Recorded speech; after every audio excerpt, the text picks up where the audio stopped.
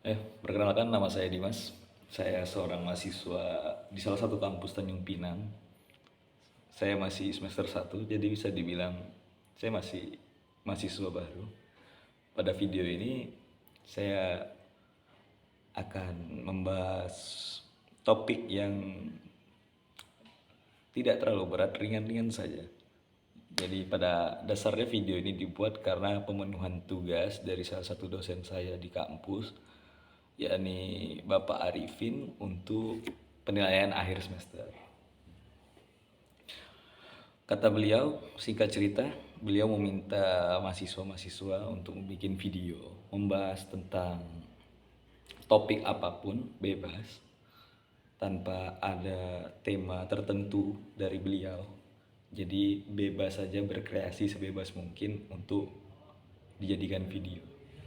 Nah, pada kesempatan kali ini saya akan membahas tentang kesalahan remaja dalam memaknai kebahagiaan. Kenapa saya ngangkat topik ini buat saya jadikan presentasi video ini? Ya, karena saya melihat para remaja-remaja sekarang, dalam skala dekat sajalah, seperti teman-teman saya, orang-orang di sekitar saya, banyak yang mereka masih merasa kebingungan dan masih ngerasa tidak bahagia dan lain sebagainya. Ya, saya tidak tahu apa faktor pasti teman-teman saya itu bisa merasa tidak bahagia, tapi salah satu faktor yang saya amati bisa jadi faktor mereka itu kurang bahagia karena kurang yang mengenal diri sendiri. Kenapa saya bisa simpulkan gitu?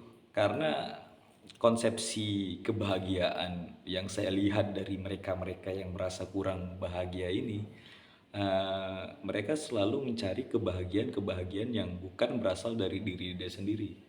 Ya, seperti ini dia salah satu contoh faktornya ini, yakni sosial media. Kenapa saya bilang sosial media? Ya, tidak bisa kita pungkiri lagi, sosial media di zaman sekarang itu memiliki dampak yang sangat besar, mau dampak positif maupun dampak negatif. Nah,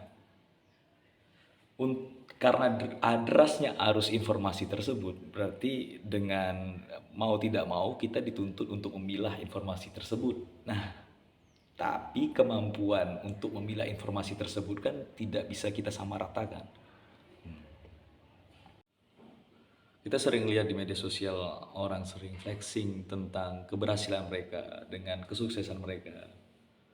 Ya, itu sebenarnya tidak ada yang salah dengan orang memposting kebahagiaan dan kesuksesan mereka. Tapi yang harus dikendalikan dari informasi itu ya adalah diri kita sendiri.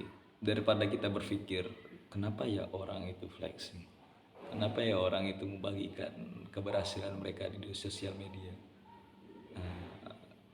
Sebenarnya tidak ada yang salah dengan orang memposting kebahagiaan mereka di sosial media.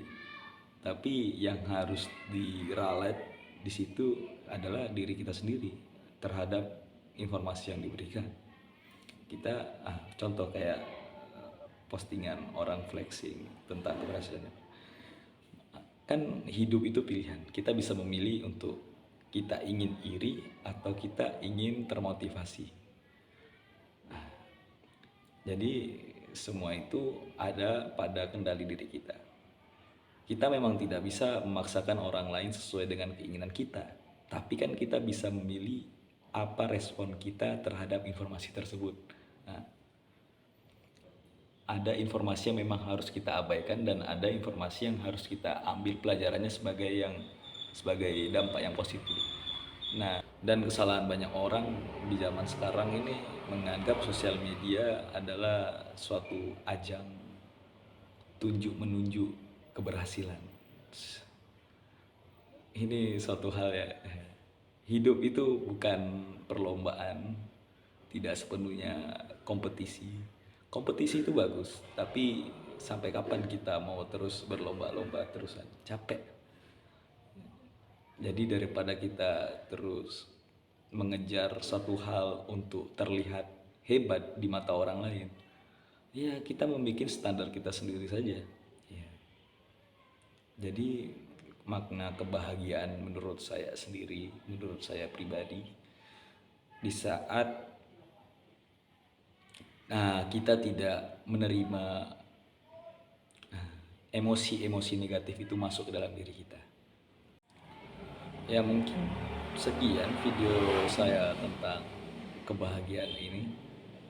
Mungkin jadi kesimpulan dari video ini bagaimana kita tidak terlalu terpaku dengan apa yang orang lain lakukan, tapi fokuslah pada diri kita sendiri.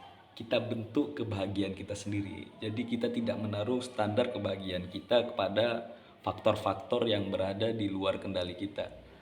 Ya, seperti yang udah dijelaskan video tadi tentang faktor yang berada di luar kendali kita, orang lain, kejadian atas sesuatu peristiwa, dan yang faktor yang bisa kendalikan ya diri kita sendiri.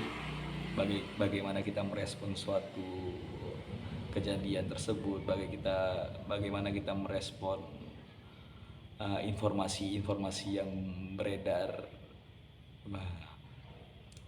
Jadi kunci utama adalah diri kita sendiri. Maka dari itu, kenalilah dirimu. Tidak perlu harus sesuai dengan apa yang orang katakan. Jadi saya rasa cukup.